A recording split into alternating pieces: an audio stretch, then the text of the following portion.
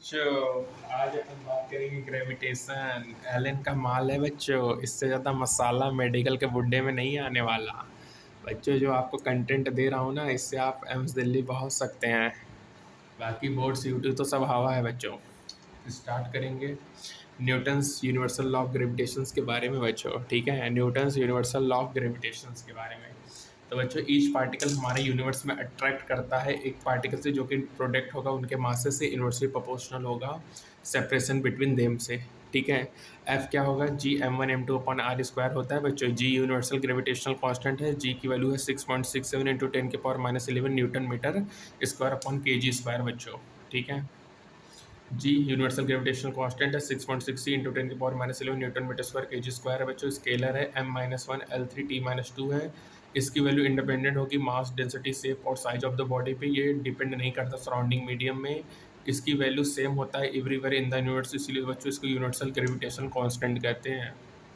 Vector form of law of gravitation बच्चों, ये R1 vector, R2 vector, m1 m2 मास है, ये R है। F21 G m1 m2 upon R square minus R vector होगा। F21 क्या होगा, minus G M upon R square. R vector, R cap को R vector upon R का magnitude लिख सकते हैं, तो F21 minus G m1 m2 upon R cube into R vector होगा। न्यूटन शॉर्ट लॉ से F21 is equal to minus F12 होगा, दोनों का मैग्नीट्यूड बराबर होगा। ग्रेविटेशन फोर्स बच्चों अट्रैक्टिव होता है नेचर में, ये सेंट्रल फोर्स है, ये कंजर्वेटिव फोर्स है, ये म्यूचुअल इंट्रैक्टिव फोर्स है, ये इंडिपेंडेंट होता है सराउंडिंग मीडियम से। बच्चों value of universal gravitational constant जो डी होता है डिपेंड करेगा ना ही वो नेचर पे डिपेंड करेगा, ना ही मास पे, ना ही एक्सलेशन पे, वो किसी पे डिपेंड नहीं करेगा। बच्चों gravitational force between two masses, यदि डी है ए पार्ट इज 10 न्यूटन, यदि इन मासेस को मून पे ले जाएंगे सेम सेपरेशन रखें तो फोर्स कितना होगा, 10 न्यूटन होगा, क्योंकि फोर्स मीडियम पे डिपेंड नहीं कर रहा है। बच्चों दो पार्टिकल है, मासेस 1 kg 4 kg, प्लेस्ड है सेपरेशन 1 मीटर, जो ओनली फोर्स एक्ट कर रहा है म्यूचुअल ग्रेविटेशनल फोर्स है। In magnitude of initial acceleration पूछा है जब उनको रिलीज किया है।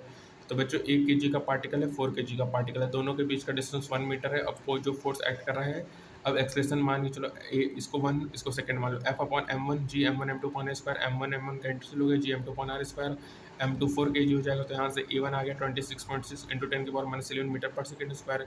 इसी तरह A2 निकाल लो, F upon M1 M2 G M square upon square, G की वैल्यू 6.1 आ जाएगा 6.67 into 10⁻11 metre per second square. बच्चों ये क्वेश्चन है कि दो सॉलिड स्फीयर है, same size same certain material placed contact में। अब यहाँ पे बताना है कि जो ग्रेविटेशनल फोर्स होगा वो डायरेक्टली प्रोपोर्शनल होगा fourth power of the radius के। तो दो मासेस है बच्चों, कैपिटल एम, दोनों के बीच का रेडियस आर आर है बच्चों, 2r हो जाएगा। मास डेंसिटी इंटू वॉल्यूम होगा 4/3 pi R cube into rho होगा। Force G M square upon 2r square होगा बच्चों, दोनों बीच का distance G upon 4 square into M square होगा। मास को density into volume 4/3 pi R cube लिखे, तो यहाँ से बच्चों कह रहा तो आ गया F directly proportional to R की पावर 4। ठीक है बच्चों, R6 है, ऊपर जाएगा आर स्क्वायर, तो आर की पावर 4 यहाँ से प्रूफ हो गया बच्चों। यहाँ पे बच्चों देखो दो पार्टिकल हैं, इक्वल मासेस हैं। ठीक है, राउंड सरा सर्कल में under the action mutual gravitational force speed पूछा है। तो बच्चों यहाँ पे mv² क्या होगा, fg होगा। mv² is equal to G m1 upon यहाँ पे जो डिस्टेंस होगा वो 2r होगा। तो यहाँ से वेलोसिटी √gm/4 आ गया, 1/2 √gm/r हो गया बच्चों। बच्चों जो नेट ग्रेविटेशन फोर्स होता है पार्टिकल में due to other particle equal होगा वेक्टर सम होगा इंडिविजुअल फोर्स जो कि एक्सर्टेड होगा पार्टिकल, इसको सुपरपोजिशन प्रिंसिपल कहेंगे। F1 vector plus F2 vector plus 3 vector Fn vector होगा बच्चों। यहाँ पे magnitude of net gravitation force पूछा है, पार्टिकल 1 में सभी के मासेस सेम है बच्चों, 1 2 3 है। ठीक है, m है, F1 F2 F3 F4 2r है। एफ नेट क्या होगा, F2 प्लस F3 होगा, G m² upon R square होगा, G m² upon 4r square होगा। 5/4 Gm स्क्वायर होगा, 5 प्लस F/4 होगा, तो 5/4 Gm² अपॉन आर स्क्वायर होगा। ये √2F होगा बच्चों, √2 Gm² अपॉन आर स्क्वायर होगा। बच्चों यहाँ पे 4 पॉइंट मासेस हैं, प्लेस्ड है कॉर्नर ऑफ स्क्वायर में, साइड है, मैग्नीट्यूड ऑफ नेट ग्रेविटेशन किसी एक पार्टिकल पूछा है। तो अपन ने क्या किया कि एक क्यूब निकाला, तो ये √2F होगा, एक F ये होगा इन दोनों के बीच का, तो Gm² अपॉन ए स्क्वायर होगा, और F dash Gm² upon √2a² होगा, तो Gm² अपॉन 2 स्क्वायर F/2 हो गया। तो एफ नेट √2 है प्लस F/2, तो √2 plus 1/2 Gm² upon square 2 √2 plus 1/2 हो गया बच्चों।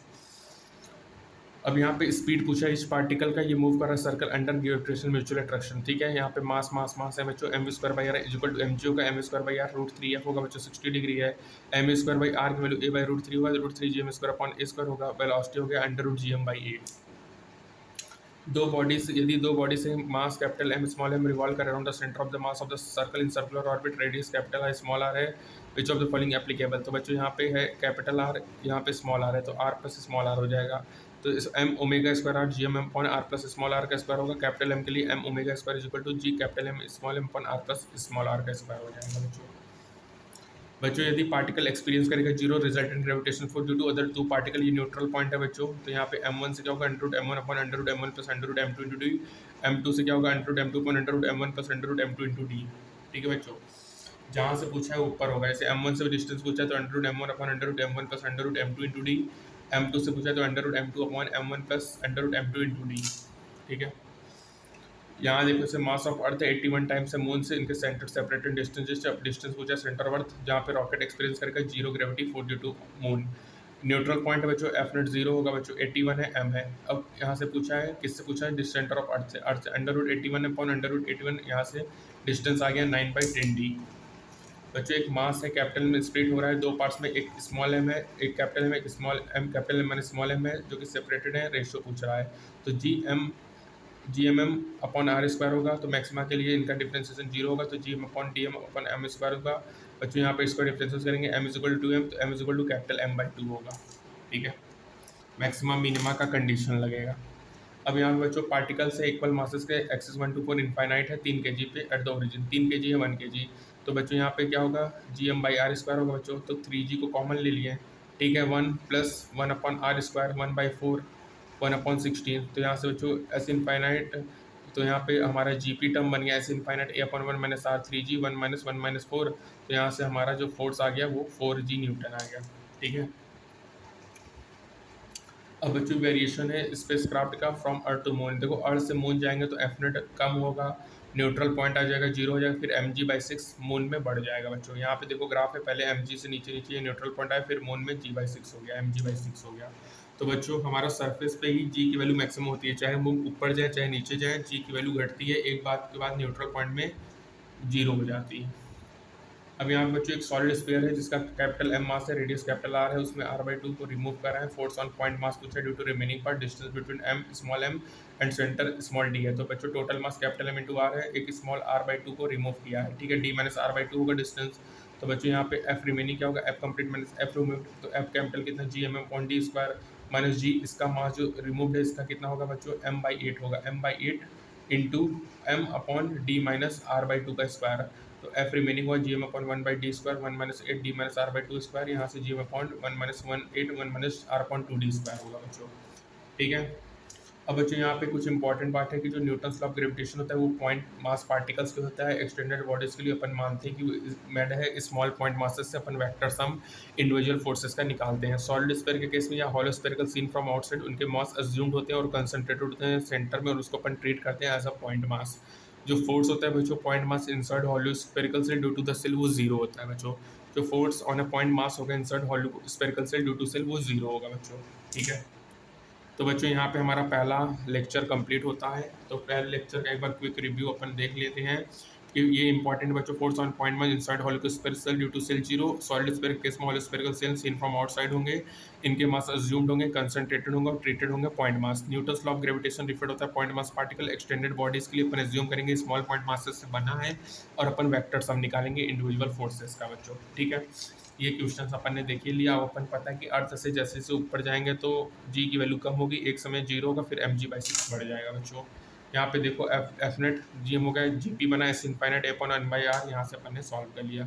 ये सब अपन ने कर लिया था बच्चों। उसके बाद ये बताया जहाँ से पूछेगा वो ऊपर रहेगा under root m1 plus under root m1 plus under root m2 into D. m2 से पूछा तो बच्चों under root m2 upon under root m1 plus under root m2 into D. ठीक है बच्चों, ये हो गया। उसके बाद बच्चों एक ये सुपर पोजिशन रूल है, F net is equal to f1 vector plus f2 vector plus f3 vector है। ठीक है, ये हो गया। ये सब क्वेश्चन है बच्चों, आप देख लेना। और वैल्यू ऑफ जी होता है वो किसी पे भी डिपेंड नहीं करेगा बच्चों। ग्रेविटेशनल फोर्स अट्रैक्टिव होता है, सेंट्रल होता है, कंजर्वेटिव होता है, म्यूचुअल इंटरेक्टिव है और इंडिपेंडेंट होगा सराउंडिंग मीडियम पे। वेक्टर लॉ ऑफ ग्रेविटेशन बताई दी, f21 is equal to minus f12, दोनों का मैग्नीट्यूड बराबर होगा। जी यूनिवर्सल कांस्टेंट है जिसकी value 6.61 into 10⁻11 newton metre square पर केजी स्क्वायर होगा। हेनरी कैवेंडिश है, स्केलर m-1 L3 T-2 होगा। इसकी वैल्यू इंडिपेंडेंट होगी मास डेंसिटी शेप और साइज ऑफ द बॉडी पे, ये डिपेंड नहीं करेगा सराउंडिंग मीडियम में, ये सेम होगा यूनिट्स में, इसलिए इसको यूनिवर्सल ग्रेविटेशनल कांस्टेंट कहते हैं। Newton's universal law of gravitation का f is equal to g m1 m2 1r square है, G 6.61 into 10⁻11 newton metre square upon K G square. तो बच्चों यहाँ पे हमारा लेक्चर 1 समाप्त होता है। मिलते हैं लेक्चर 2 में, तब तक के लिए स्टे ट्यून्ड। Thank you.